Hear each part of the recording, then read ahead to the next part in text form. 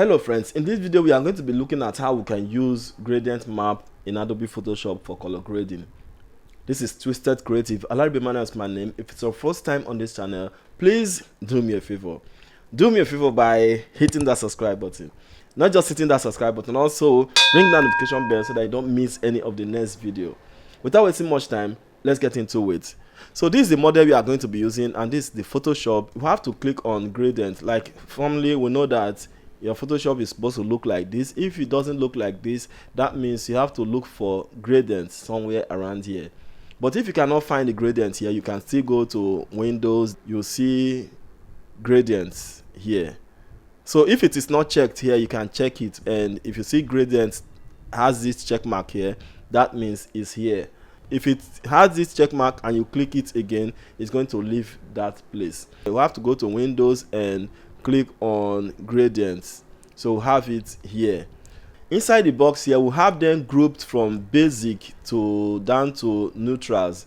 So we need to make use of photographic toning.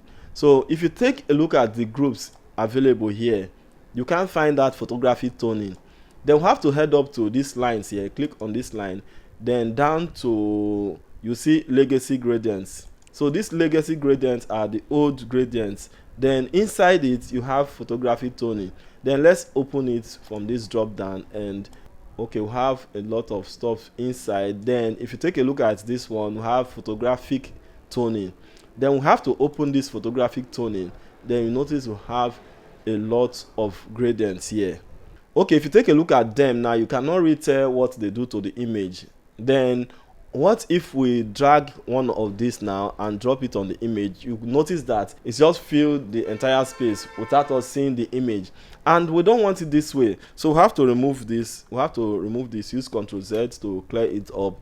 Then we have to select the image, go to our adjustment layer icon here and choose gradient map. So when you select your gradient map, this is how your image look. You change it to black and white, and we don't really want this black to white gradient here. So we needed this photographic toning gradient. We have to click on this arrow, not here, because if you click on this box, it's going to allow you to select manually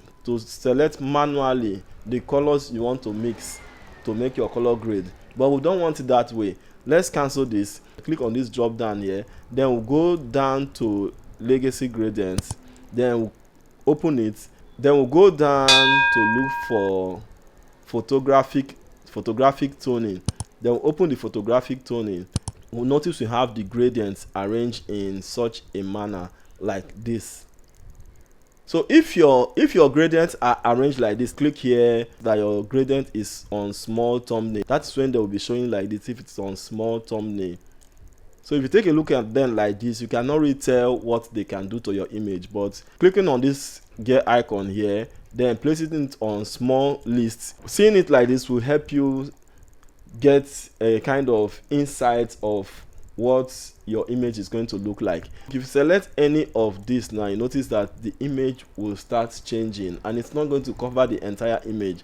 So we can take from this platinum, then selenium one, and you can just choose any one. This is platinum, then this is selenium 1, this is selenium 2, this is sepia 1, and this is sepia 2.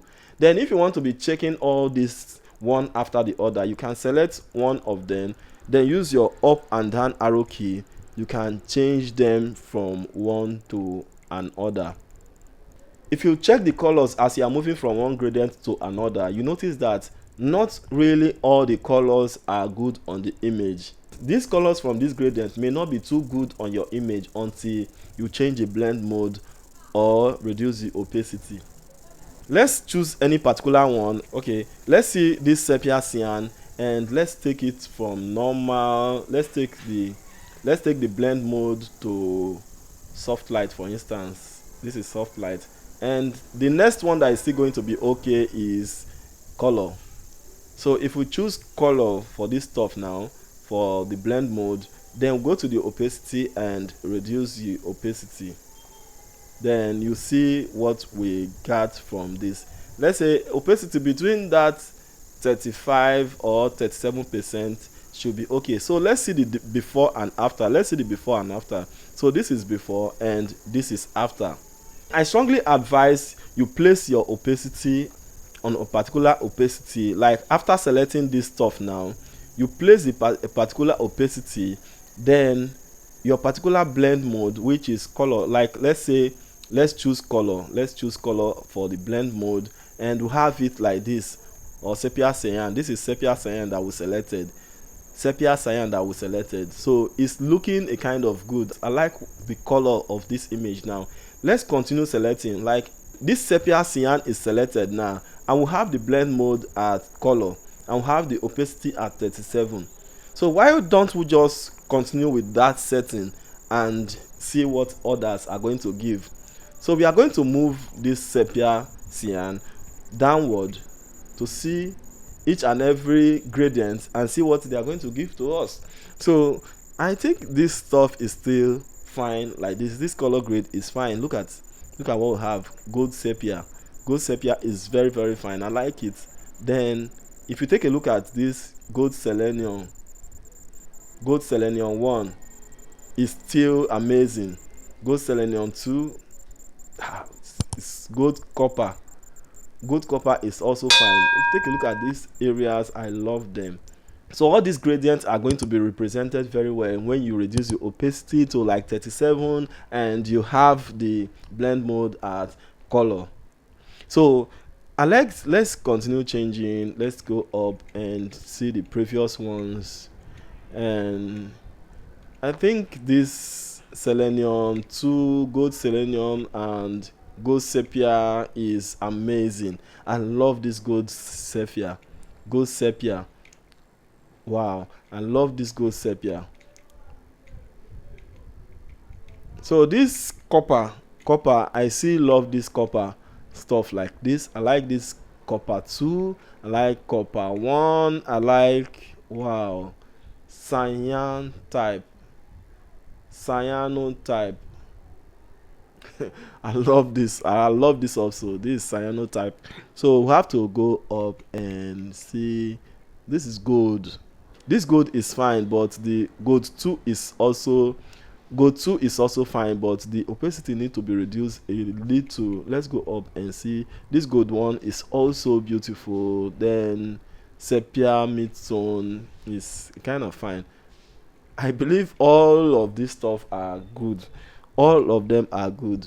Let's see the before and after. Let's just choose particular one, which should be something like copper, selenium, gold, selenium, whatever. Selenium 1, gold selenium 1, and gold sepia. I think this gold sepia is fine. I like it this way. Okay, so this is before and this is after. This is before, this is after. What an amazing color grade we have here.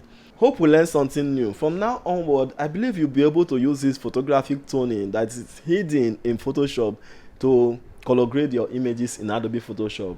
So I believe that is it for today. If you find it interesting, helpful, and useful, let us know in the comment section, telling us the area it has helped, the area it has not, and the area we need to improve on. And if it's your first time on this channel, please do me a favor. Do me a favor by hitting that subscribe button. Not only hitting that subscribe button, also ring the notification bell so that you don't miss any of the next video. Thanks for watching this video. Creative Pro will keep on creating and keep on creating. So if you are looking for a simple way to color grade your image, watch this video. See you in the next one.